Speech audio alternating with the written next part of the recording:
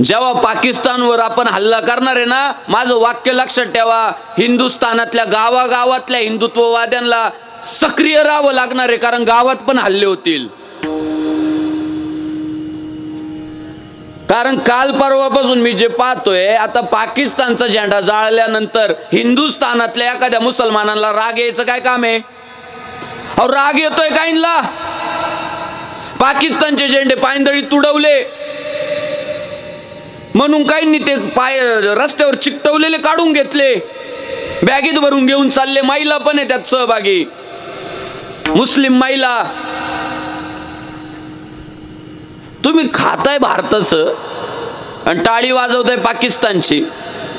याच्यावर पर्याय एकच आहे, इथला हिंदू जागृत करणे. इथला आता माणूस फक्त हिंदू असण्यात मजा नाही, तो हिंदुत्ववादीच असला पाहिजे, तो धर्माभिमानी असला पाहिजे. आता काळ बदललाय. तुम्ही कितीही म्हणा सर्व धर्म समभाव, पण निरीक्षण केलं तर या देशातलं एक वर्ग म्हणतोय आम्ही मुसलमान आहे, एक वर्ग म्हणतोय आम्ही ख्रिश्चन आहे. मग येड्यांना आपण हिंदू आहे ना. हिंदूनीच फक्त धर्म गुंडाळून ठेवायचा, बाकीच्यांनी आपापल्या धर्माचा फुल प्रचार प्रसार करायचा. तुम्ही बघा, अभ्यास करा, काही आतंकवादाला प्रोत्साहन नाही देते पण विरोध पण नाही करते. आतून प्रोत्साहन कदाचित देतही असतील, नाही कसं म्हणता येईल, पण विरोध नाही करत आहे. आणि याच्यावर पर्याय तुम्हाला आम्हाला धर्माचा अभिमान असला पाहिजे ना. साधं आहे हो, फक्त कपाळाला टिळा लावायचा आहे राव. मला एकाने विचारलं हिंदू धर्माच्या रक्षणासाठी करायचंच असेल तर काय केलं पाहिजे.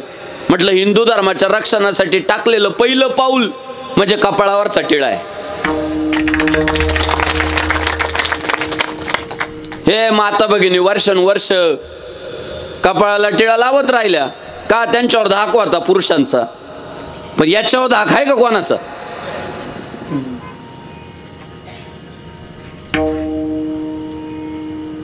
मी कपाळाला अंडा असलेल्या माणसासोबत बोलत सुद्धा नाही. मी काय बोलायचं त्याच्यासोबत? बऱ्याचदा तेच येतं सांगायला, महाराज आज धर्मावर बोला, तू ठेव कपाळाला अंड. शिवाजी महाराज जन्माला यावे पण दुसऱ्याच्या घरात.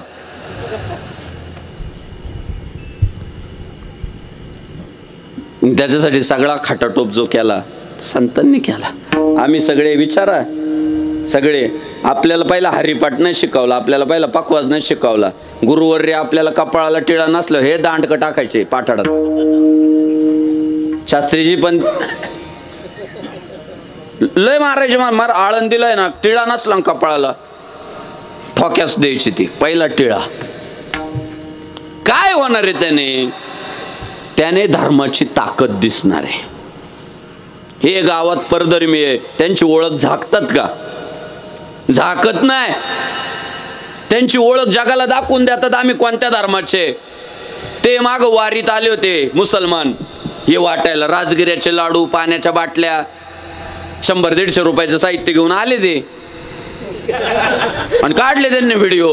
हे आम्ही वारकऱ्यांना वाटून राहिलो. आपली एडी लागली शेअर करायला. हे बघा म्हटले, मुसलमान असून राजगिऱ्याचे लाडू वाटताय. म्हटले हेच आपल्या एड्या लागतं. पण ते गोल टोप्या घालून आले का? त्यांना दाखवायचं होतं आम्ही मुसलमान आहे. ते त्यांची ओळख नाही झाकत. आपले तिथं जाऊन हिरव्या साजरी टाकीत आहे. त्यांच्या गोल टोप्या आपल्या डोक्यावर घालतात, फक्त सुनता करायची बाकी राहतात.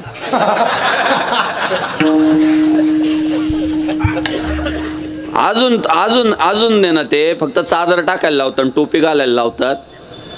आता पुढच्या काळामधल्या उमेदवारांना ते फक्त चादर आणि टोपी व मतदान नाही करणार. ते म्हणतील दादा तुमचा भरोसा नाही राहिला, तुम्ही नुसती चादर टाकता आणि टोपी घालता आणि पुन्हा आम्हाला साथ देत नाही. आता तुम्हाला निवडून यायचं असेल तर छाटावं लागल. कशाला पण का मी म्हणतो, धरीनं याचा अभिमान, करीना आपुले जतन, निष्ठावंत भाव, भक्ताचा स्वधर्म, निर्धार हे वर्म चुकू नये. दादा धर्मो रक्षती रक्षिता, तुम्ही धर्माचं रक्षण करा. धर्म तुम्हाला वाऱ्यावर सोडणार नाही. येतो धर्मच ततो जया, जिथं धर्म आहे तिथं विजय आहे. आणि त्या धर्माच्या वाढीसाठी साधू संतांनी एवढे कष्ट घेतले, एवढे प्रयत्न केले. अहो आमचे ज्ञानेश्वर महाराज, त्रास झाला आयुष्यात प्रचंड, स्वकीयांनी त्रास दिला, सगळ्या बाजूंनी विरोध झाला, पण स्वप्न इतकं मोठं पाहिलं. माझ्या संपर्कात आलेला प्रत्येक माणूस सुखी झाला पाहिजे, समाधान. अहो माझी गाडी, माझी माडी, माय बायकोची गोल गोल साडी, असा विचार करणारे लोक आपल्याला पावलाला भेटतात. पण हे आमचे वारकरी संप्रदाय स्वतःपुरता विचार केला नाही. अवघाची संसार सुखाचा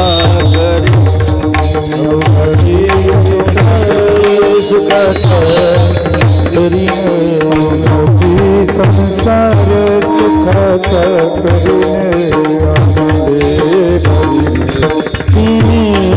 लोक लोक गे माये तया पंढरपुरा गे माये तया पंढरपुरा गे माये तया पंढरपुरा गे माये तया पंढरपुरा. सगळ्यांच्या सुखाची अपेक्षा केली. अवघाची संसार सुखाचा करीन, आनंदे भरीन तिने लोक. मग विचारलं पर्याय काय तुमच्याकडं? जाईन गे माये तया पंढरपुरा, भेटेन माहेरा आपुलिया. सुखा लागी जरी करीसी तळमळ, तरी तू पंढरीसी जाय एक वेळ.